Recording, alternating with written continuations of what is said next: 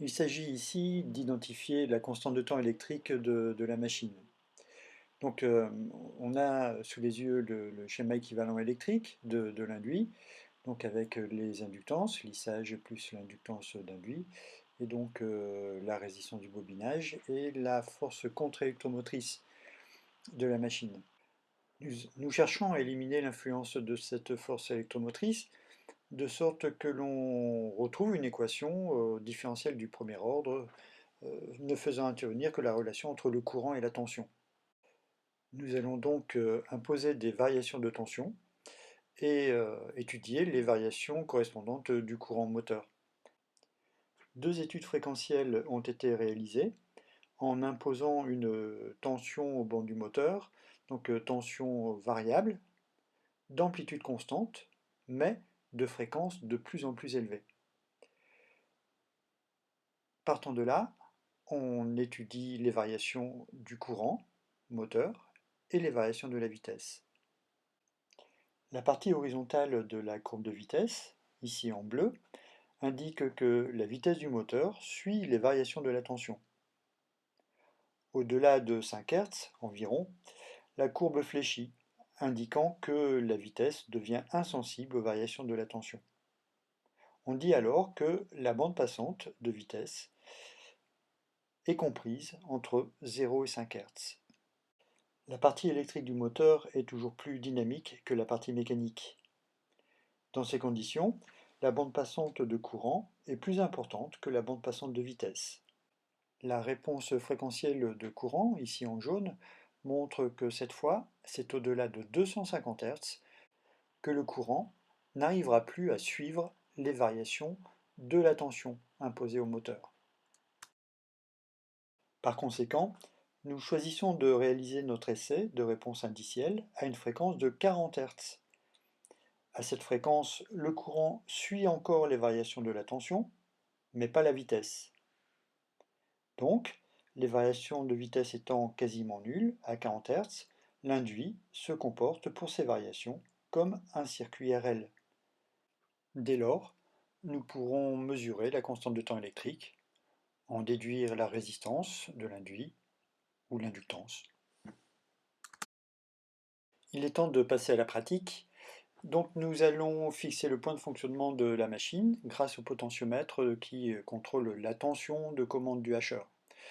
Donc nous fixons la vitesse à peu près 1500 tours par minute. Voilà, toutes les grandeurs sont constantes, la vitesse, le couple, le courant.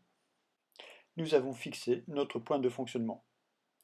On superpose maintenant un signal rectangulaire de fréquence 40 Hz.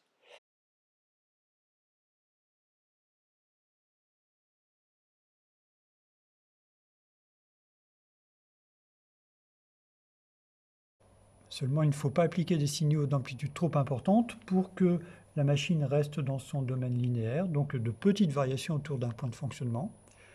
Donc dans ce but, je vais régler l'amplitude des signaux à plus ou moins 0,5 volts. Avec la consigne additionnelle, je vais visualiser maintenant le courant. Voilà. Donc on a la composante continue de courant qui est à peu près ici, et puis j'ai les variations du courant imposées par les variations de ma consigne. Donc toujours le courant donc avec le capteur 100 mV par ampère, et puis ici 100 mV par division. Ici base de temps 4 millisecondes par division.